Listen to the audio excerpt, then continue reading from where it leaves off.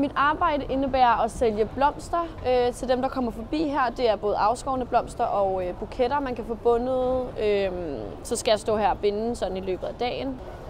Det, der fangede mig ved jobbet, det var, at jeg elsker blomster. Blomster gør en glad, og så synes jeg, at det er rigtig fint, at man kommer med en indegave. Det sætter jeg meget stort pris på selv.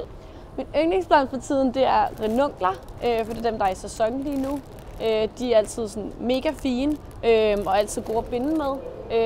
Men hvis det er en all-time favorite, så er det nok peoner.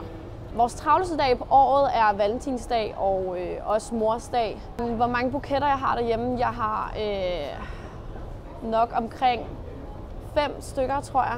Der er lidt rundt omkring. Den mest kendte, jeg har bundet en buket til, det har nok været Mette Frederiksen. Så har Kasper Schmeichel også været forbi.